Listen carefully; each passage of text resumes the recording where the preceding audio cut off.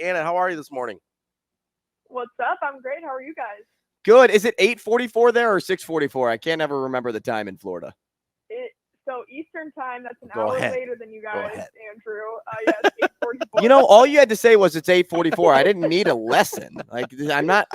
That's like. So hey. This is the problem with society, Anna. If I raise my hand in class and the teacher's like, "There's no dumb questions," and then you're the one that's like, "No, there's some pretty dumb questions out there," and let me inform you. Let me say, maybe there's no dumb questions in elementary school. There are dumb questions at Sports Talk Radio. Ravi. All right, Anna, thanks for joining us. We appreciate your time this morning. Anna, so you're down in Tampa for the volleyball Final Four. What are the vibes like so far down in the great state of Florida?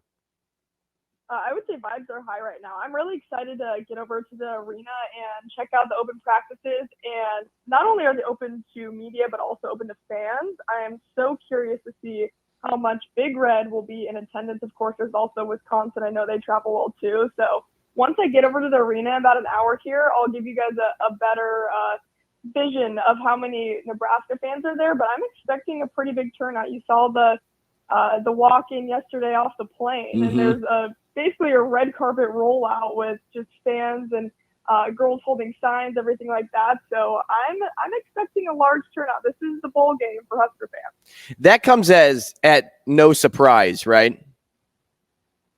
Absolutely no. I mean, Husker fans are the ones that are going to show out the most. And you talk to any sports media across the country, I think they'll say that Nebraska fans are pretty unrivaled in their passion for volleyball. I mean, Wisconsin's obviously up there too. I'm sure Pitt and Texas will have a great show out too. But how fun is it also that the potential matchup if Nebraska wins is either Wisconsin or Texas, basically the lesser of two evils for Husker fans.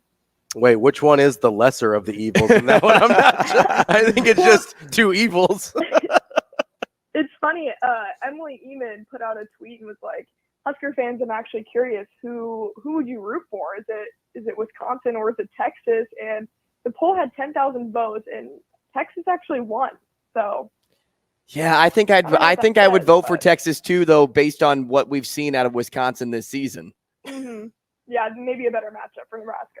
Okay, now when you look at Nebraska, let's go to the on-court stuff now. Who have you really seen step up and make a difference this NCAA tournament, whether it's on the court with her play or off the court with her leadership?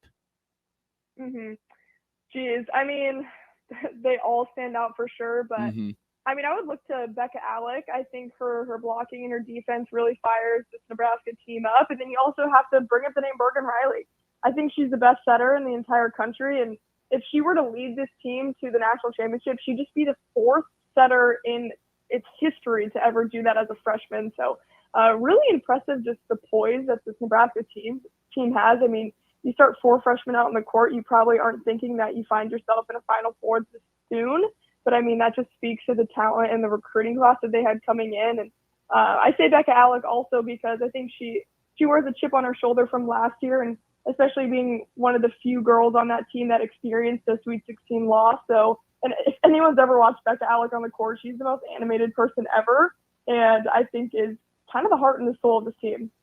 We're talking with Ana Bellinghausen. She is part of the Hurrdat Sports team, and she's down in Tampa, Florida for the volleyball Final Four. Anna, are you going to have an opportunity to watch the other teams' open practices as well, or just Nebraska's?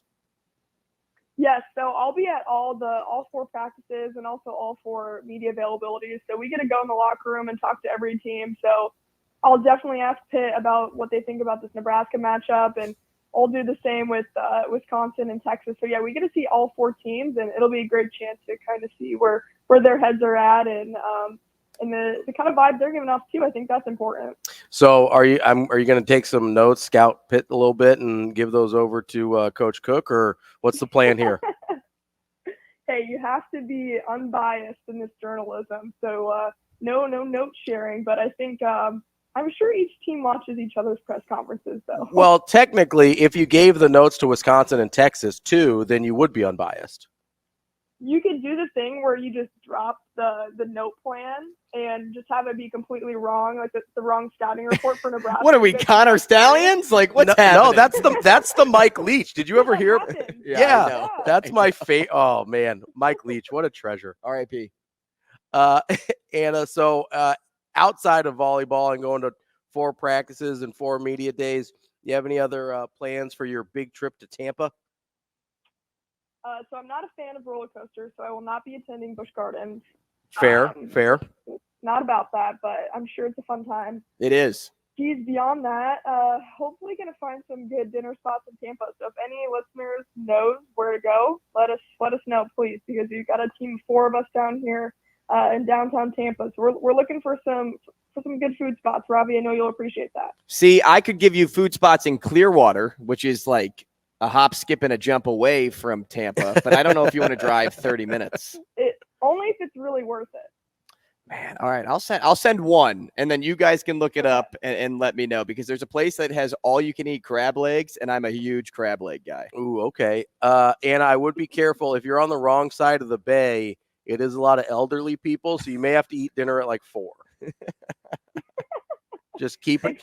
Just as you know, I'm just trying to warn you out there. I know the Tampa Rays have had some issues with that, so just make sure you check the hours on the restaurants before you get out there. I will. Anna, so tell us, I'm going to step away from volleyball here quickly because you were geeking out a little bit yesterday. Kyle McCord was on your flight to Charlotte, huh? Yes, he actually was. Him and his mom and dad were on our flight, and I'm honestly kind of shocked I recognized him right away because he wasn't wearing, obviously, any team gear, not anything Nebraska, not anything Ohio State. So I looked at him. I felt like I saw a ghost. I was like, whoa, that's actually Kyle McCord. And I looked up pictures to confirm that was him and his family, and it was. And I just had to tweet that out after Greg did because I just think it's hilarious. Because you can't go anywhere, honestly, in Nebraska without being noticed or recognized if you have some sort of tie to Husker athletics. If you will be noticed, and it's hilarious that 2 media members saw him going and coming on his flight to Omaha. So yeah, I didn't ask him any questions, wanted to leave the guy alone, but it was pretty funny seeing him there. You know what's funny about that? Like Anna says, you can't go anywhere in Nebraska without somebody noticing who you are. But like, do you remember when Nick Chubb got drafted and they were on Hard Knocks and he's standing in the airport waiting for his luggage and the guys next to him are like, so are you a player? What's your name? Where'd you go to college? Like, I'm like, wait a second, this dude was taken in the 2nd round, and you're asking him all these questions. But if that's Kyle McCord in Cincinnati or in Nebraska, it's like, oh my gosh, let me get a photo with you right now. Literally. So, and I am a little disappointed. So you didn't get us an inside scoop, even like off the record, just be like, hey, yeah, you coming to Nebraska, bud? No, he had his noise canceling headphones on, so I took that as a sign. So no one could talk to him, but no, I mean, his family did have Chick-fil-A, if that's any insight. So they know their fast food, and that one's the best fast food in my opinion. So I trust them. Now, Anna, so go ahead. So you going like gym rules here? If somebody's got the like full headphones on, you don't talk to them. Is airport rules and gym rules with headphones the same? I think it would be really embarrassing if I went up to him and tried to talk to him and he just straight up didn't hear me. So I just avoided that. I feel like you just don't talk to people like in an airport or on an airplane. Like, I think that's the universal rule. I don't really talk to strangers, but it's like being in a library. If I was trying to get a scoop on, a quarterback recruit, I might just be like, I wouldn't even tell him who I was. Like, I wouldn't tell him that I was with media. I would just tap on his shoulder and be like, you coming to Nebraska, bud? And I was gonna say though, because Ravi got Chick-fil-A this morning, and his experience wasn't as good as Kyle McCord's apparently. It's just a little slow. The food's good. It's just a little slow. But is Chick-fil-A premier if their service isn't speedy? I think it's worth the wait. I waited actually 30 minutes in line at the Charlotte airport. Oh no! I have no boundaries. Wow. That's excessive. That's a hot take, Anna. I mean, listen. Well, we had a layover, so I'm like, well, what am I going to do? Anna, just because you had a layover doesn't mean you wait 30 minutes for fast food. I appreciate the quality of Chick-fil-A, but a big part of the equation there is the service. If I'm going to wait 30 minutes plus for fast food chicken, I'm going to Popeyes. jeez. I'm not waiting for 30 minutes for anything. That wasn't an option. That wasn't an option, guys. All right. Before it made me want Chick-fil-A, so. All right, Anna, one last thing before we let you go. Are you expecting these semifinal matches, both of them, to go the distance, all 5 sets? Ooh. Okay, so the Nebraska-Pitt one I think will be super defensive, and that one might take a while. So I'm going to say 5 sets for probably both. I can't imagine Wisconsin or Texas let each other go less than 4 or 5 sets either. So I'm going to say yes to both 5 setters. It just seems right in the year of volleyball and the great competition we've had. So I don't think they'll disappoint.